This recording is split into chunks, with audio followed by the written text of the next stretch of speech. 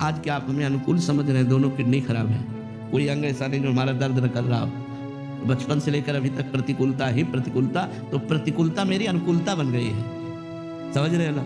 दुख सहते सहते दुख मेरा साथी बन गया है, इसलिए मुझे अब दुख से परेशानी नहीं रहती।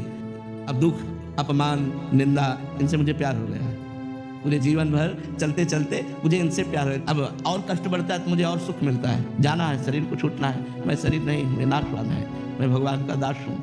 वो अविनाशी स्वरूप हमारा है जो चिदानंद में सेवा में भगवान की जाता है। इसलिए हाँ, पहले दिन हमारे विश्वास को भगवान शंकर ने पुष्ट किया।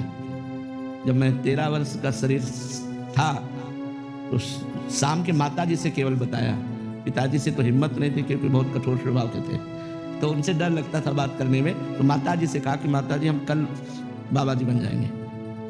बाबा जी बन जाएंगे, उन्होंने विनोद समझा, हमारी बात बन गई, क्योंकि उन्होंने विनोद समझा। अगर सीरियस समझती तो रो देती या कुछ हमको आदेश करती, और उन्होंने विनोद समझा तो ध्यान ही नहीं दिया। भगवान ने हमारी बात बना दी।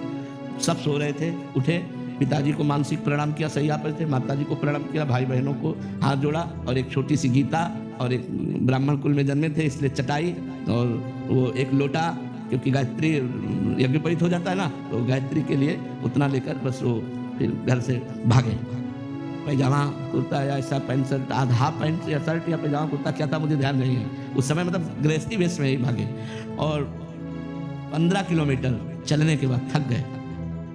एक शंकर जी का मंदिर आता है नंदेश्वर, सरसौर ब्लॉक में नंदेश्वर महादेव, वहाँ जंगल में जाकर के रुके। अब जब 12 बजे भूख लगी, क्योंकि सुबह से कुछ ना कुछ घर में मिल जाता था, अब सुबह तो मिला नहीं, चलते चले आए। अब दोपहर के 12 बज गए, भूख लगी, तो पहली बार हमारे मन में प्रश्न उठा कि कैसे जीवन निर्वाह होगा, जीवन निर्वाह कैसे होगा, कहाँ रहेंगे, कहाँ जाओगे। तुरंत हम कहा ये तो हमको परास्त कर देगा प्रश्न। तुरंत उनका भगवान जैसे रखेंगे, हम भूखों मर जाएंगे लेकिन घर नहीं जाएंगे, हर कष्ट सहेंगे। इतने में एक आदमी आ गया, हमारे विश्वास को भगवान ने तुरंत पुष्ट किया। एक आदमी आ गया, उसने कहा बच्चा यहाँ एक सूर्य स्वामी रहते थे, जानते हो क्या। तो हम कहा यहाँ नए आए, हम जानते किसी को नहीं। तो कमंडल खोला, 1 लीटर दही होगा, मीठा दही, गाँव के दूध गड़वा का लाल लाल दही, लाल रंग का हो गया। तो कहा तुम पी लो, अब हम वापस नहीं ले जाएंगे, उनके लिए लाए थे, वो है नहीं तो आप पी लो, वो संत कहीं चले गए होंगे। तो हमें सब कुछ लगे, हम कहा हम क्यों पी लें, बोले नहीं पी लो, महादेव जी की ऐसी इच्छा है। उसी लोटे में डाल के 3-4 लोटा निकला, छोटा लोटा था। और जब वो गए तो 1 लीटर दही में खूब छक गए ना, और जो ही गए तो शंकर जी कैसे पिंडी को पकड़ के खूब रोए। ये हमें विश्वास हो गया कि हमारे जीवन का आप पार करेंगे, आप स्वीकार करें। बस वो दिन क्या दिन, कभी घर नहीं याद आया, कभी घर नहीं गए, कभी परिवार से 1 रोटी नहीं खाई आज तक, अपने जन्मभूमि की 1 रोटी आज तक नहीं खाई जब से घर से निकले, भगवान की कृपा से। तो बहुत बड़ी जीवन यात्रा कट गई। मतलब हम किसी आश्रम या ऐसा हमारा उद्देश्य नहीं रहा, इसलिए हम कहीं रुकते नहीं थे।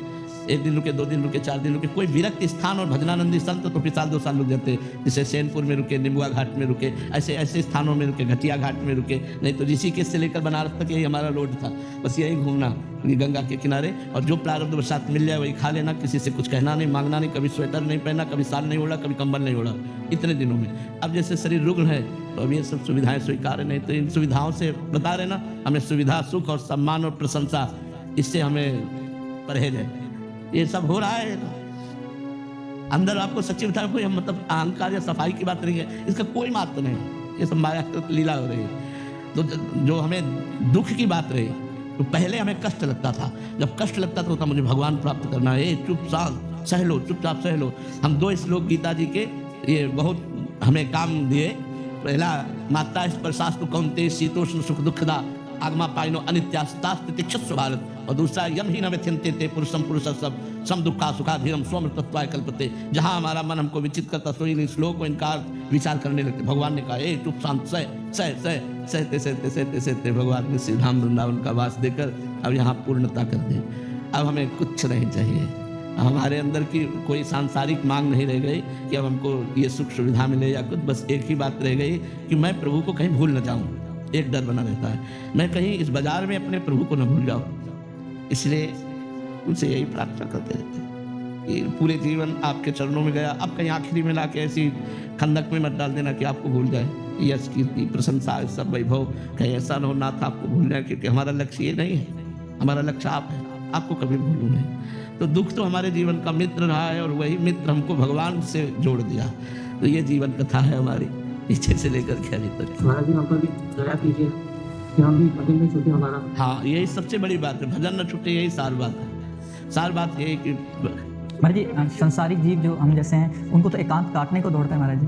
हमें समाज काटने को दौड़ता है। आपको हमारा मन जो है वो सही पूछो तो आज हमारा मन उस बात को लेकर के ललचाता है जिस बात को भगवान ने हमें पहले दिया था।